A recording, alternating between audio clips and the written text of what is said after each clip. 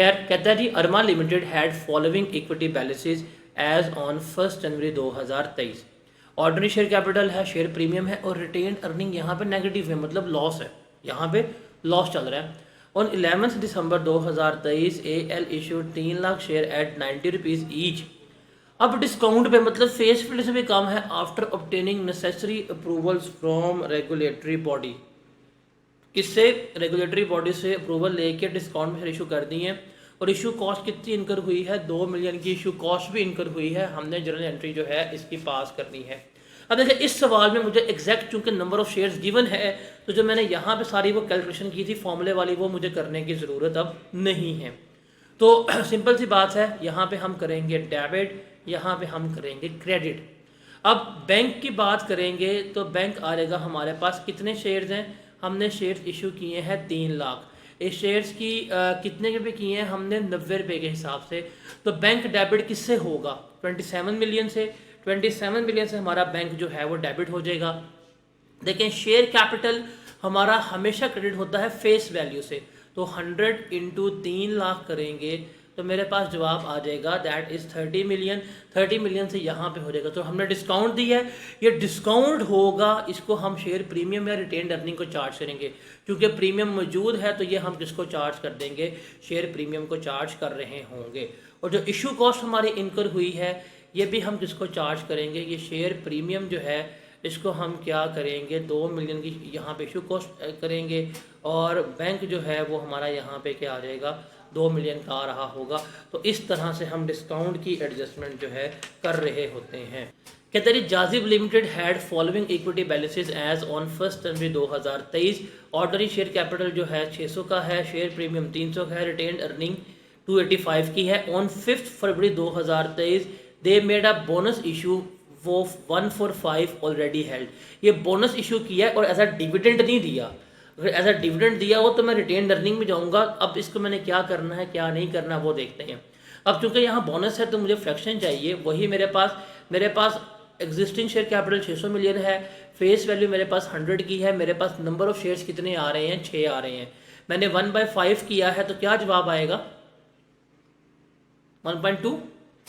1.2 million shares जो हैं वो मैंने एज अ बोनस के तौर के ऊपर दिए। मतलब बोनस की अगर बात करूं तो बोनस के लिए मैंने कितने शेयर्स इशू किए हैं? 1.2 मिलियन शेयर्स जो हैं वो इशू किए हैं।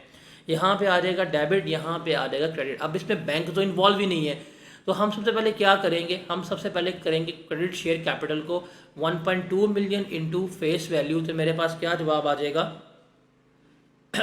1.2 इंटू 100 120 मेरे पास आ जाएगा शेयर कैपिटल। बाकी किसको चार्ज करेंगे हम? स्ट्रेट, क्योंकि ये ऐसा बोनस है, प्रीमियम है, तो हम किसको चार्ज कर देंगे? शेयर प्रीमियम को चार्ज कर देंगे 120 को। तो हम इसको इस तरह से लेकर चल रहे होते हैं। उसके बाद है जी लिमिटेड। अब ये वही प्रेफरेंस और नॉन प्रेफरेंस शेयर्स वाली बात यहाँ पे हम लेके आएंगे। क्यूमुलेटिव और नॉन क्यूमुलेटिव शेयर्स वाली जो है उसकी बात करते हैं। कहता Z Z limited ZL has following equity balances on 1 January 2023। Ordinary share capital 600 million के हैं। इररिडीमेबल ये इंपॉर्टेंट है। अगर ये रिडीमेबल होते तो ये लाइबिलिटी का पार्ट बनते, क्योंकि इररिडीमेबल है तो ये इक्विटी का पार्ट बनेंगे। 400 मिलियन का शेयर है और एक शेयर कितने का है? 1000 रुपये का है। शेयर प्रीमियम कितना है? 300 का है और रिटेन अर्निंग कितनी है? 285 की है। कहता है जी द प्रेफरेंस शेयर होल्डर्स, इनकी बात कर रहा है, entitle to 20% cumulative dividend in arrears, कि इनको कम्युलेटिव डिविडेंड मिलना है in arrears. However no dividend was paid or paid during the year, हालांकि हमने कोई किसी किस्म का डिविडेंड जो है वो पे नहीं किया। जर्नल एंट्री पास करनी है for recognising dividend for the year ended 31 दिसंबर 2023। कि इसकी जर्नल एंट्री क्या होगी क्या नहीं होगी वो हमने यहाँ पे कैलकुलेट करनी है। अब चूंकि जर्नल एंट्री है डिविडेंड के मुतालिक है तो वो हमेशा शेयर कैपिटल पे लगती है। किसे मिलेगी? शेयर कैपिटल पे। तो मेरे पास शेयर कैपिटल है 400 का, रेट क्या है? 12% है। तो कितना जवाब आएगा? 48 आएगा ना? हाँ, तो हम करेंगे डेबिट और यहाँ पे आ जाएगा क्रेडिट। क्योंकि ये डिविडेंड है, डिविडेंड चार्ज होगा हमारा रिटेन अर्निंग में से। तो 48 मिलियन से रिटेन अर्निंग डेबिट हो जाएगी। क्योंकि अभी डिक्लेयर नहीं किया ठीक है, कम्युलेटिव है, पेएबल तो आना ही आना है फिर भी, तो ये मेरे पास आ जाएगा डिविडेंड पेएबल, और ये कितने पे आ रहा होगा, 48 मिलियन के ऊपर आ रहा होगा। Is that clear? जो शेयर कैपिटल की अमाउंट है हमारे पास, हमने इसके ऊपर रेट लगा दिया कि मेरे पास 400 मिलियन का कैपिटल था, 48% का हमने इसके ऊपर रेट लगाया, सॉरी 12% का हमने इसके ऊपर रेट लगाया, तो 48 मिलियन जो है वो मेरे पास आ गया, डिविडेंड मेरा पेएबल कंसिडर हो रहा है। ये वाला सवाल आप लोगों ने खुद करना है, जस्ट टेक द स्क्रीनशॉट। ये वाला क्वेश्चन जो है ये आप लोगों ने खुद करना है, बिकॉज जितने मैंने सवाल करवा दिए हैं अब आपको इसमें कोई प्रॉब्लम तो नहीं होनी चाहिए। ये वाला सवाल करवाता हूँ। जर्नल एंट्री हमने रिकॉर्ड करनी है for recognising dividend for the year ended 31 दिसंबर 2023 के 31 दिसंबर 2023 को जो हम ईयर एंड कर रहे हैं हमने उसकी जर्नल एंट्री पास करनी है। कहता है जी, Maria limited had following equity balances on 1 January 2023। Ordinary share capital 600 million का है, प्रीमियम 300 मिलियन का है, रिटेन अर्निंग 285 मिलियन का है। The following details of dividend declared is available. Okay, एक हमारे पास इंटरम कैश डिविडेंड है। इंटरम का मतलब है साल के मिड में। देखें, साल शुरू हुआ 1 जनवरी को, साल खत्म होगा 31 दिसंबर को, इसके मिड में दरमियान में डिक्लेयर हो रहा है, ये मेरे पास इंटरम कैश डिविडेंड है। दूसरा है मेरे पास फाइनल बोनस डिविडेंड जो इस साल के एंड के ऊपर है, बट ये अगले साल जाएगा। यहाँ पे सवाल में पढ़ें, ये कैश की बात हो रही है, ये कैश मिलेगा, ये बोनस की बात हो रही है, ये बोनस शेयर मिलेगा, तो हमें देखना है यहाँ पे हमारे पास ईयर एंड है 31 दिसंबर 2023, हमने इस साल की एंट्री करनी है, तो 31 दिसंबर 2022 को हमने 10% इंटरम डिविडेंड दिया, उस साल ही वो ट्रीट हो गया था, अब इस साल तो इसका ट्रीटमेंट हम नहीं ले रहे होंगे। हाँ, पिछले साल 20% हमने फाइनल बोनस डिविडेंड दिया था, तो इस साल तो वो उसका ट्रीटमेंट आना चाहिए, वो 22 का फाइनल 23 में ट्रीट होगा। फिर 23 में हमने क्या किया है, 12% कैश डिविडेंड दिया है और 15% क्या दिया हमने फाइनल बोनस डिविडेंड। जो फाइनल डिविडेंड 23 का है इसका ट्रीटमेंट कहाँ पे जाके होगा, 2024 में होगा। उसका क्या डिक्लेयर जो है वो हम डिविडेंड करते हैं 17 अगस्त को इंटरम, और फाइनल डिविडेंड जो है 25 अप्रैल को हम डिक्लेयर कर रहे होते हैं। ये सवाल है, इस सवाल को रीड करके मुझे बताएं समझ आती है? एक अच्छा सवाल है, हमने देखना है क्या है, कैसे है और किस तरह से हम इसको लेकर चल रहे होंगे। अब देखें, मैंने एंट्री करनी है पास इस साल 25 अप्रैल 2023 को, बिकॉज 2022 का फाइनल डिविडेंड इस साल सबसे पहले पे हो रहा है 25 अप्रैल 2023 को, उसने बता दिया। अब ये है बोनस डिविडेंड और 20% है, तो मुझे बोनस तो निकालना पड़ेगा। अब मुझे वापस उसी फॉर्मूला पे आना पड़ेगा जो मैं आपको तब का सिखा रहा हूँ या सिखाने की कोशिश कर रहा हूँ। वो है जी हमारे पास एग्जिस्टिंग शेयर कैपिटल, वो कितना हमारे पास मौजूद है, 600 मिलियन का। इसको डिवाइड करेंगे फेस वैल्यू से, तो मेरे पास आ जाएंगे एग्जिस्टिंग नंबर ऑफ शेयर्स कितने हैं, 6 मिलियन। इसका दिया है हमने 20% एज अ बोनस के तौर के ऊपर, कितने शेयर्स दिए हैं, 1.2 मिलियन शेयर्स जो हैं वो हमने एज अ बोनस के तौर के ऊपर दिए हैं। अब हम इसकी एंट्री पास कर लेते हैं, यहाँ पे आ जाएगा डेबिट और यहाँ पे आ जाएगा हमारे पास क्रेडिट।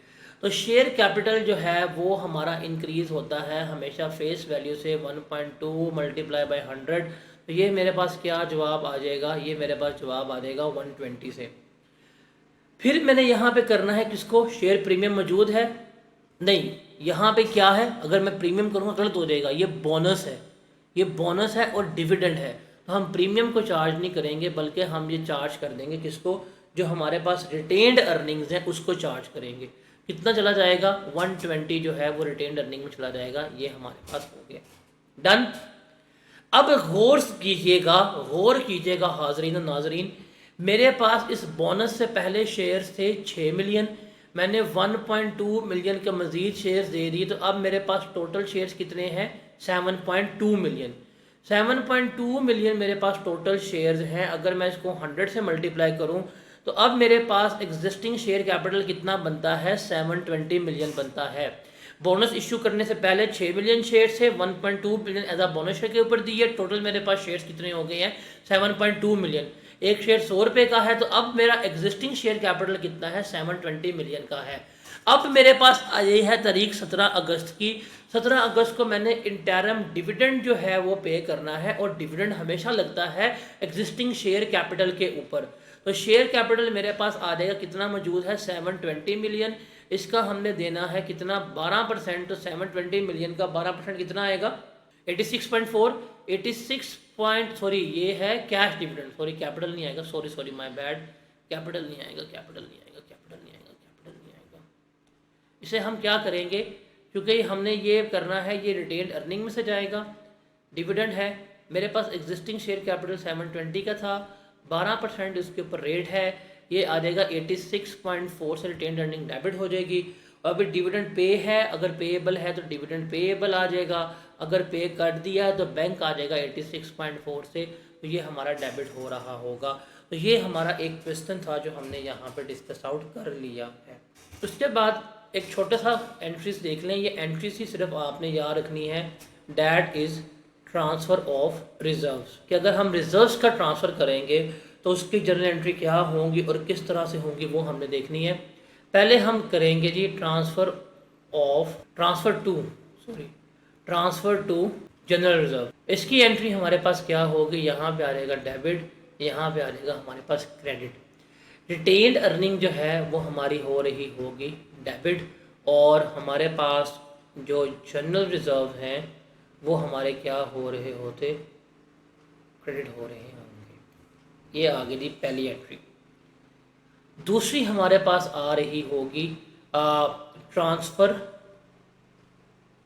Of incremental depreciation. इसकी एंट्री क्या पास होगी, रिटेन्ड रीवैल्यूएशन सरप्लस जो है वो डेबिट होगा, और रिटेन्ड अर्निंग जो है वो हमारे पास क्या हो रही होगी, क्रेडिट हो रही होगी। आपने ये एंट्री याद रखनी है।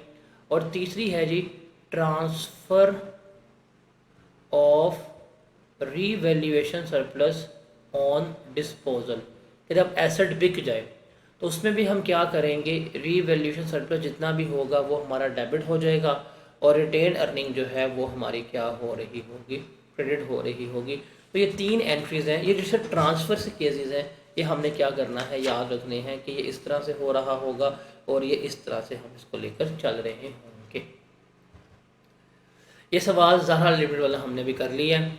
अब इसके फॉर्मेट की बात करें तो जितनी हमने डिस्कशन की है ना, क्योंकि हम statement of changes in equity बना रहे हैं तो हमने ये फॉर्मेट में बनानी है। अब ये सारी वर्किंग मैंने आपको सिखा दी है, कैसे है कैसे नहीं है, अमाउंट्स कैसे आनी है, अमाउंट्स कैलकुलेट कैसे होनी है, वो सारा मैंने आपको बता दी है। तो आपके पास जो भी सवाल में गिवन होगा, कैपिटल गिवन है, कैपिटल ले लिया, प्रीमियम गिवन है, प्रीमियम ले लिया, रिटेन अर्निंग है, सरप्लस है, और टोटल का कॉलम लास्ट में बनाना है। अब जिस कंपनी के बारे में कैलकुलेट कर रहे हैं एबीसी लिमिटेड, उसकी statement of changes in equity आ जाएगी, जो ईयर एंड बनता है हम उसके मुताबिक लेके चल रहे होंगे। जो ओपनिंग बैलेंस होगा हम वो यहाँ पे तमाम बैलेंसेस का ओपनिंग बैलेंस जो अभी हम सीख के आए हैं वो यहाँ लिख लेंगे। जो प्रॉफिट फॉर द ईयर कमाएंगे वो रिटेन अर्निंग में ऐड कर देंगे, जो डिविडेंड है वो लेस करवा देंगे। कोई सरप्लस वगैरह हमारे पास साल में सरप्लस वाले कॉलम में ऐड हो जाएगा। अगर सरप्लस से रिटेन अर्निंग में ट्रांसफ़र हुआ तो यहाँ पे लेस करवाएंगे, यहाँ पे हम ऐड कर रहे होंगे। तो कोई बोनस इशू किया है, शेयर कैपिटल हमारे पास इंक्रीज़ होगा, प्रीमियम कम होगा। राइट इशू किया है, शेयर कैपिटल इंक्रीज़ हो रहा होगा। तो सारी मूवमेंट है, एंड पे हमारे पास क्या आ जाएगा, क्लोजिंग बैलेंस जो है वो आ रहा होगा। तो बेसिकली हमने ये स्टेटमेंट जो है वो बनाना सीखनी है। इसकी लॉजिकल डिस्कशन जो है वो मैंने सारी आपको करवा दी है। ऐसा एग्जाम्पल करते हैं, कहता है the equity of SMS limited as on 31 December 2018 is as follow, और हमने बनानी है 31 दिसंबर 2019 की बनानी है। तो टोटल इक्विटी जो है साल के शुरू में उसने बता दी है। शेयर कैपिटल जो है वो 3000 मिलियन का है, प्रीमियम 1900 मिलियन का है, रिटेन अर्निंग 4500 मिलियन की है, प्रॉफिट फॉर द ईयर 400 का है, डिविडेंड डिक्लेयर और पेड जो है वो 300 का है। इक्विटी जो साल के एंड के ऊपर है वो 9500 की है। कंपनी ने बोनस इशू किया है 2:1 का, मतलब जिसके पास एक शेयर था कंपनी ने उसको 2 शेयर्स जो हैं वो क्या कर दिए हैं, बोनस में दे दिए हैं। इसका मतलब कंपनी ने डबल शेयर्स दिए हैं। जिसके पास 2 शेयर्स थे उसको कंपनी ने क्या कर दिया है, डबल कर दिया है। तो ये 3 में मतलब उसने क्या किया, 2/1 है, हम 2/1 करेंगे तो गालिबन उससे 6000 न्यू शेयर्स कंपनी ने इशू किए हैं। इसे हमने क्या करना है, सॉल्व करना है। तो इसको सिंपल आप क्या करेंगे, आप इसको जाके अपने फॉर्मेट में प्लेस करेंगे, आपके पास जो है वो जवाब इसका आ जाएगा। अब मैं इसको प्रॉपर नहीं करवा रहा, यहाँ पे आ जाएगा मेरे पास शेयर कैपिटल, यहाँ पे आ जाएगा मेरे पास शेयर प्रीमियम, यहाँ पे आ जाएगा मेरे पास रिटेन्ड अर्निंग, और यहाँ पे हम एक कॉलम बना लेते होते हैं फाइनल में टोटल का। ये जो मेरे पास ओपनिंग बैलेंस है, जो मैं ओपनिंग बैलेंस कैलकुलेट कर रहा होता हूँ, वो मेरे पास आ जाएगा 3000 है, 1900 है और 4500 है।